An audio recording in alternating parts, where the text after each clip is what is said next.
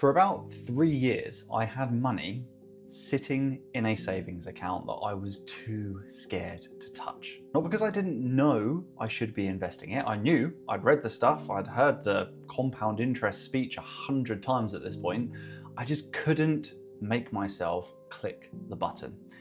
Every time I got close, this voice in my head went, what if it crashes the day after you put it in? What if I set something up wrong? What if you lose it? You can't afford to lose it. So I did nothing for 3 years on a £25,000 salary at the time with tens of thousands of pounds of debt hanging over me. I let the one thing that was actually going to get me out sit in a box doing nothing because I was terrified.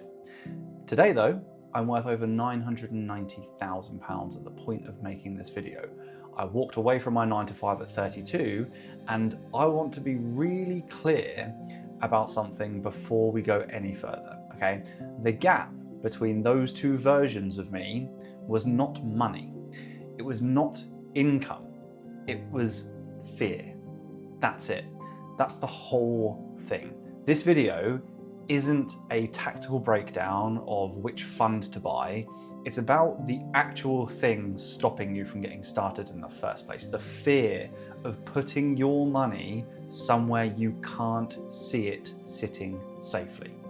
I'm going to walk you through why I was personally so scared, the exact thing that finally got me over it, and then a quick honest look at how I went from investing nothing on 25 grand a year on that salary to a near 7-figure net worth today.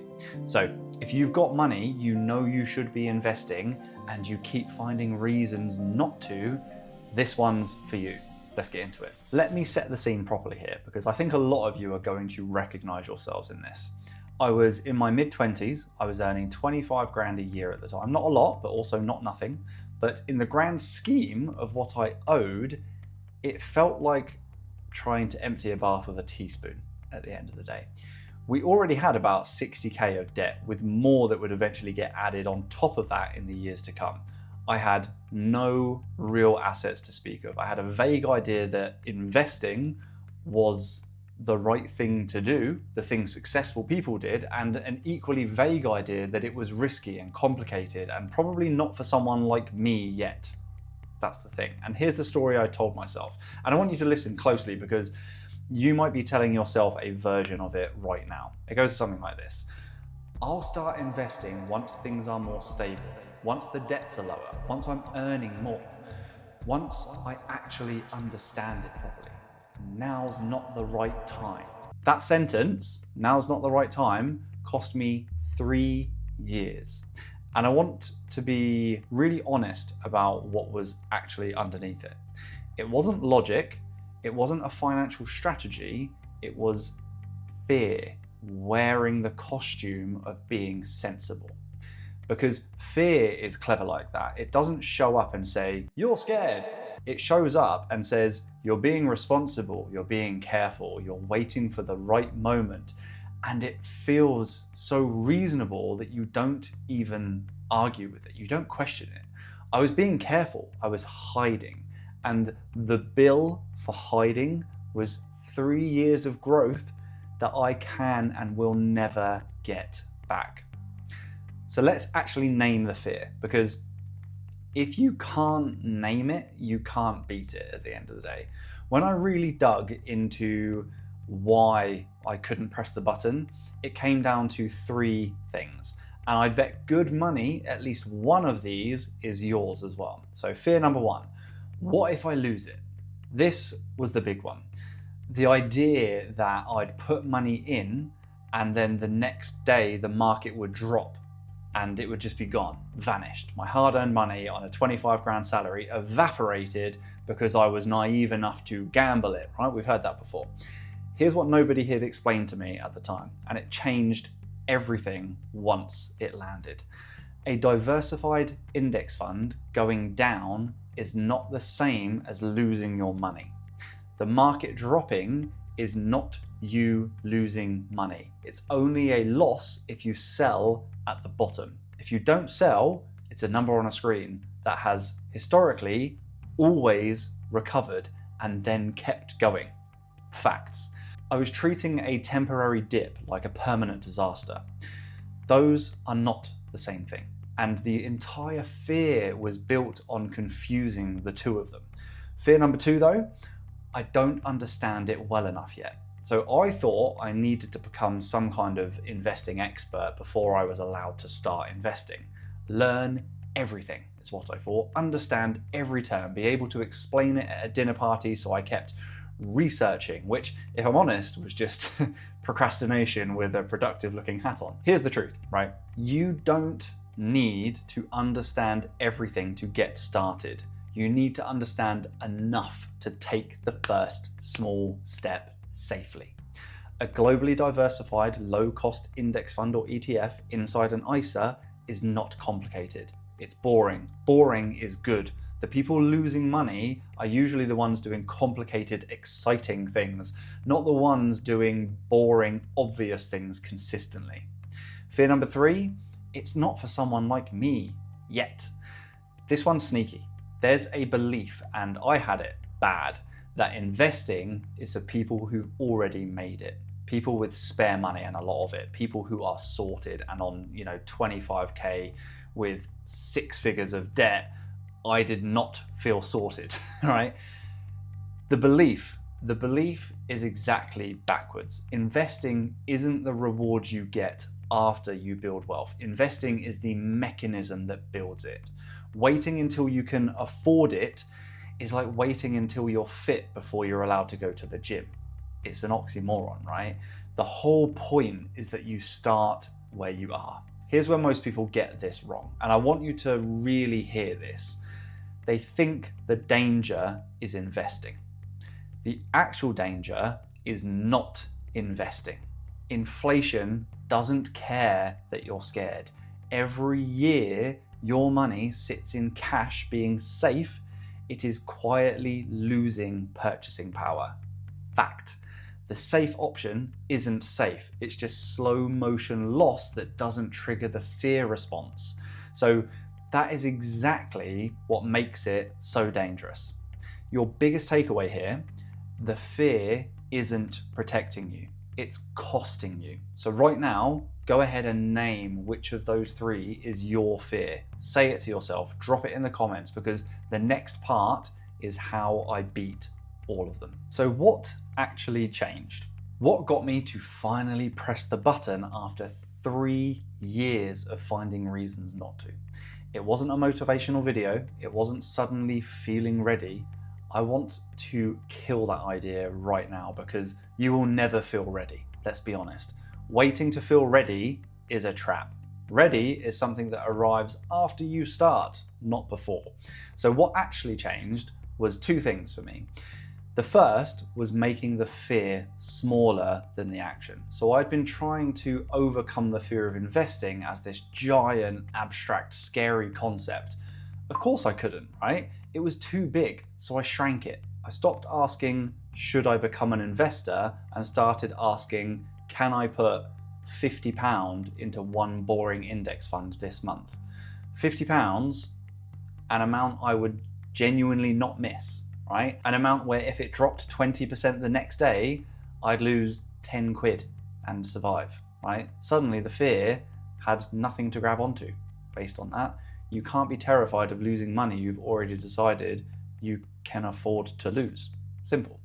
The fear lives in the size of the leap. So I stopped leaping and took a step instead.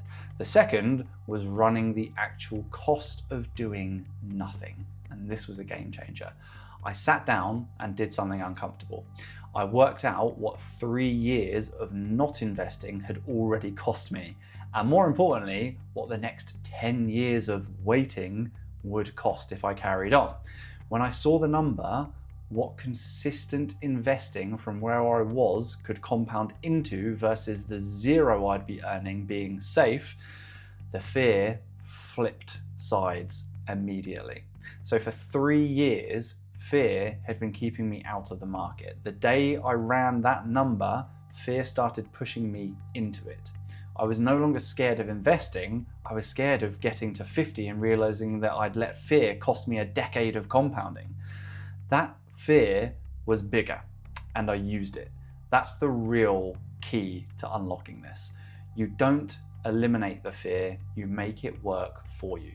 The thing you should actually be afraid of is not the market going down. It's looking back in 20 years and realizing that the only reason you have nothing is that nothing ever scared you enough to start.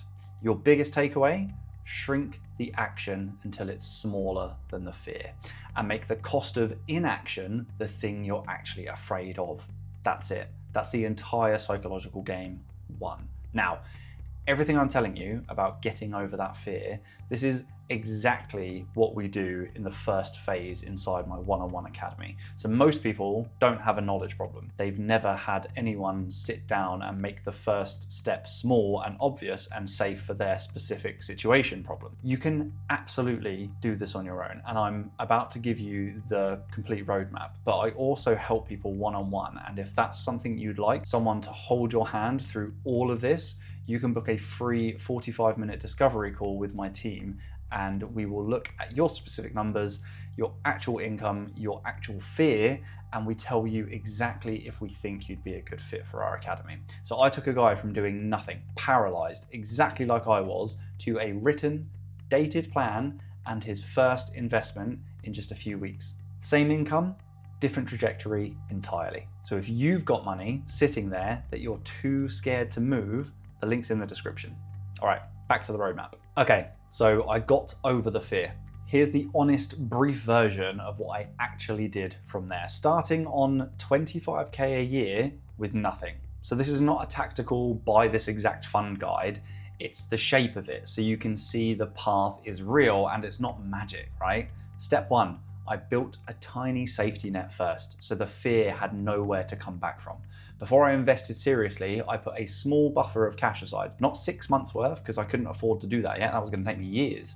Just something, a small emergency cushion, so that if life threw me a bill or a curveball, I wouldn't have to panic sell my investments at the worst possible time. This step matters psychologically more than financially, because the buffer is what stops the fear coming back the first time the market wobbles. Step two, I started small, automatic, and boring. I opened a stocks and shares ISA. I set up an automatic monthly amount into one low-cost, globally diversified index fund. Small, automatic was the key word, right? Because automatic removes the decision, and the decision is where the fear lives. I never had to be brave each month. The system was brave for me. I just let it run, right? Step three, I attacked the debt and the investing at the same time, not one then the other. So here's a mistake I see consistently. People think they have to be completely debt-free before they're allowed to invest a single penny. I didn't do that, and I'm glad, because don't get me wrong, I prioritized the high interest debt aggressively and I attacked all of that before I invested a penny. That's what you have to do, yes. But I kept that small automatic investment running once that was done the entire time I was tackling the rest. And the compounding therefore never stopped. Both engines running. The debt number came down, the investment number went up. Slowly, then less slowly. Step four, every time my income went up, the investment amount I was putting away went up with it, not the lifestyle. This is where 25K stops being the ceiling. So as I earned more, right, pay rises, side income, the business eventually, I made one rule for myself.